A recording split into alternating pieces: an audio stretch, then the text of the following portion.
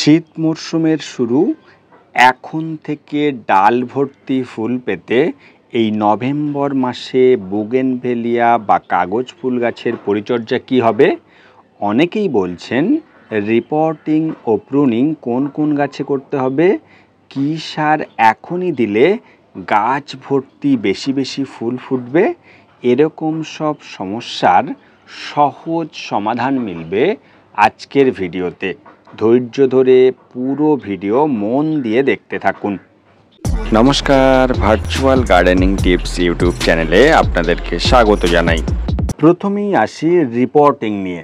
এখানে যে গাছগুলো দেখছেন, এদিকে যে গাছটি রয়েছে 4 থেকে 5 মাসের গাছ, এগুলো 9 থেকে 10 মাস বয়স, আর এই দুটি 1.5 থেকে 2 বছরের। অর্থাৎ আপনার কাছে এরকম বয়সের গাছ থাকলে সেগুলোকে রিপোর্টিং করার দরকার নেই। যদি পারেন যে গাছের বয়স 1.5 বছর বা 2 বছর হয়েছে, ধরেই নেওয়া যায় সেই মাটি অন্তত পক্ষে 1.5 থেকে 2 বছরের পুরনো। তাই সেই গাছগুলোর টবের ওপরের বেশ কিছুটা মাটি এভাবে তুলে নিয়ে ডিকম্পোস্ট করা জৈব সার, যদি সেই গাছটি 6 ইঞ্চি বা 8 ইঞ্চিতে থাকে, 6 ইঞ্চির ক্ষেত্রে হাফ মুঠো, আর 8 বা 10 ইঞ্চির ক্ষেত্রে 1 মুঠো এই জৈব সার টবের মাটিতে দিয়ে, যে মাটিটা আমরা তুলে নিলাম সেই মাটি দিতে পারেন, বা নতুন মাটি টবের উপরে দিয়ে দেবেন। খেয়াল রাখবেন টবের উপরটা যেন অন্তত পক্ষে 2 বা 2.5 ইঞ্চি ফাঁকা থাকে। এই যে জৈব সার টবের মাটিতে দিলাম, এটা কি কি দিয়ে তৈরি করবেন সে কথায় পরে আসছি। তাহলে এখন প্রশ্নই উঠবে যে কোন গাছগুলোতে রিপোর্টিং করব। যে গাছগুলোর বয়স অন্তত পক্ষে 2.5 থেকে 3 বছরের পুরনো, আর যে টবে রয়েছে সেই টবের মাটি যদি অন্তত 2 বছর রিপোর্ট করেননি, সেই ধরনের টবে যে গাছগুলি রয়েছে সেই গাছগুলো অবশ্যই এখন রিপোর্টিং করে দেবেন। আর এই রিপোর্টিংয়ের কাজটা এই নভেম্বরের 2nd উইকের মধ্যেই সেরে ফেলুন। এবার জানবো যে কোন কোন গাছে প্রুনিং করবেন। এই প্রুনিংয়ের কথায় আসার জন্য খুব সংক্ষেপে বা সহজে বোঝার জন্য প্রুনিং সম্পর্কে খুব প্রাথমিক একটা ধারণা থাকা দরকার। বিশেষ করে যারা নতুন বাগানি সবে সবে গাছ করছেন, এ বিষয়ে জানা থাকলে পরবর্তী পর্যায়ে প্রুনিং নিয়ে আর সমস্যায় পড়তে হবে না।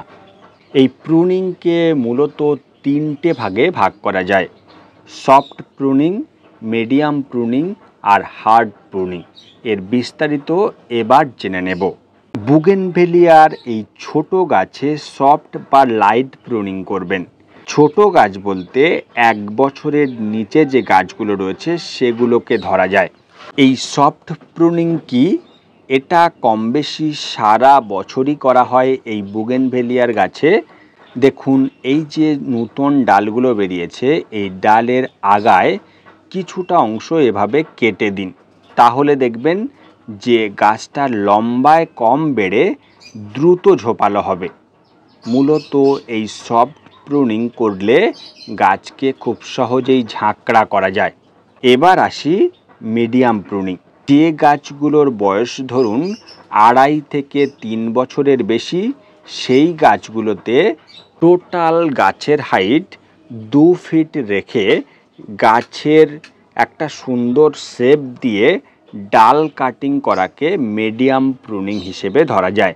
আর হার্ড প্রুনিং, গাছের বয়স অন্তত পক্ষে 5 থেকে 7 বছরের বেশি, সেই ধরনের গাছের যে মোটা ডাল, সেই ডাল কাটিংয়ের মাধ্যমে এই হার্ড প্রুনিং করা হয়। এটা একটা শিক্ষণীয় বিষয়। দীর্ঘদিন বাগান করার সাথে সাথে এবং এই প্রুনিংয়ের সঙ্গে জুড়ে থাকলে ধীরে ধীরে আপনি এটা শিখতে পারবেন। অর্থাৎ আপনার কাছে যে বয়সের গাছ রয়েছে, যে 3 ধরনের প্রুনিংয়ের কথা উল্লেখ করলাম, গাছের বয়স অনুযায়ী এইভাবেই প্রুনিং করবেন। তবে গাছে বেশি ফুল পেতে এই প্রুনিংয়ের কাজটাও নভেম্বরের দ্বিতীয় সপ্তাহের মধ্যে সেরে ফেলুন।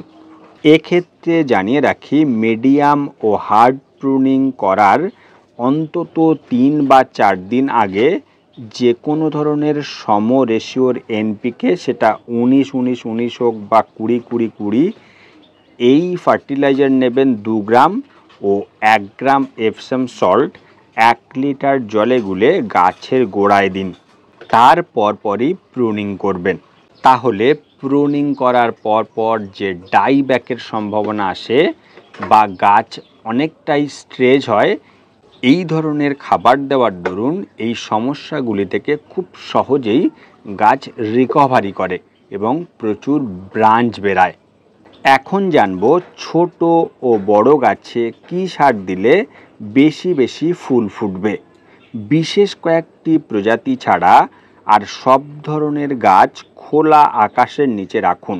অন্তত পক্ষে 7 থেকে 8 ঘন্টা রোদ পায় এরকম জায়গায় রেখে দেবেন।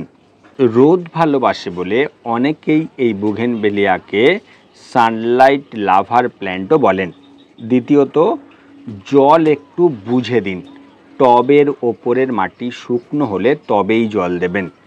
তৃতীয়ত, জল ও রোদে রাখলেই শুধু হবে না, বেশি ফুলের জন্য চাই গাছের পুষ্টিকর খাবার। সেজন্য টবের মাপ অনুযায়ী চাপান সার এখন দেওয়া অত্যন্ত জরুরি। এই সার তৈরির জন্য 100 গ্রাম হাড় গুঁড়ো, 100 গ্রাম শিংকুচি, 100 গ্রাম নিমখোল ও 200 গ্রাম ভার্মি কম্পোস্ট নিচ্ছি। এই জৈব উপাদানের সঙ্গে 1 চামচ অনুখাদ্য নিয়েছি, যেটা দানা আকারে হয়। 1 চামচ নিচ্ছি লাল পটাশ, আর 1 চামচ নিচ্ছি এসএসপি বা সিঙ্গেল সুপার ফসফেট। এগুলোকে একত্রে মিশিয়ে জলের ছিটে দিয়ে ছায়া জায়গায় রাখবেন। 10 থেকে 12 দিনের মধ্যেই দেখবেন এই মিশ্র সার ডিকম্পোস্ট হয়েছে এবং এর মধ্যে যে একটা হালকা হিট জেনারেট হয় সেটা কমে গেছে। ঠিক এখন যেরকমটা দেখছেন যে একে অপরের সঙ্গে মিশে গিয়ে দেখুন বোঝাই যাচ্ছে না যে এর মধ্যে এতগুলো উপাদান দেওয়া রয়েছে। এরকম অবস্থায় গাছে দেওয়ার জন্য তৈরি। এভাবে টবের উপরের মাটি হালকা করে একটু খুশে নেবেন। তাহলে কি হবে, যে সার আমরা তৈরি করেছি সেটা মাটির সঙ্গে মিশিয়ে দিলে খুব তাড়াতাড়ি গাছ তার থেকে খাবার নিতে পারবে। এবার এই যে ডিকম্পোস্ট করা সার, এরকম যে 6 ইঞ্চির টবগুলো সেখানে হাফ মুঠো পরিমাণ দিয়ে দেবেন। এরকম 8 থেকে 10 ইঞ্চি টবের জন্য 1 মুঠো পরিমাণ নিয়ে টবের উপরে দিয়ে দেব। এভাবে খুশে দেবেন, দিয়ে টব ভরে জল দেবেন। এই কাজটা বিকালের দিকে করবেন, তাহলে রেজাল্ট আরও ভালো হবে। চতুর্থত, চাপান সার দেওয়ার 7 থেকে 10 দিন পর এনপিকে 0050 2 গ্রাম 1 লিটার জলে গুলে স্প্রে করবেন। এটা সকালের দিকে করবেন, যতদিন না গাছের ছোট ছোট কলি আসছে ততদিন পর্যন্ত। এটা 10 দিন অন্তর অন্তর স্প্রে করবেন। ফুলের কুঁড়ি আসার পরপরই কোনো রকম সার দেবেন না, শুধুমাত্র প্লেন জল টবের মাটিতে দেবেন। দেখবেন যেন টবের মাটিতে একটা ময়েশ্চার মেনটেন করে, এইভাবে জল দেবেন। টবের মাটি একেবারে শুকনো খটখটে হতে দেবেন না। এভাবেই পরিচর্যা করুন, তাহলে বেশি ফুল আসবে গাছে ও ফুলের যে অ্যাকচুয়াল রং সেটা হবে। পাশাপাশি অনেক সময় দেখবেন যে ফুল আসার পরপরই হঠাৎ করে সব ঝরে যায়। এই ধরনের সমস্যার থেকে 100% পরিত্রাণ পাবেন। ফুল অনেক দিন ধরে গাছে টিকে থাকবে। এই বুগেনভেলিয়ার রিপোর্টিং, প্রুনিং ও সার প্রয়োগ সম্পর্কে যে কনফিউশন, সেটা এই ভিডিও থেকে আশা করছি উত্তর পেয়েছেন। তো এই ছিল আজকের ভিডিও। কোনো প্রশ্ন থাকলে কমেন্ট বক্সে লিখুন। ভিডিওটি লাইক ও শেয়ার করবেন, আর এরকম ভিডিও পেতে চ্যানেলটি সাবস্ক্রাইব করে পাশে থাকা বেল নোটিফিকেশান অল করে দিন। তাহলে এরকম ভিডিও দেওয়ার সাথে সাথেই আপনার ফোনে নোটিফিকেশান পৌঁছে যাবে আর আপনি সেই ভিডিও সবার প্রথম দেখে নিতে পারবেন। দেখা হচ্ছে নেক্সট ভিডিওতে। নমস্কার।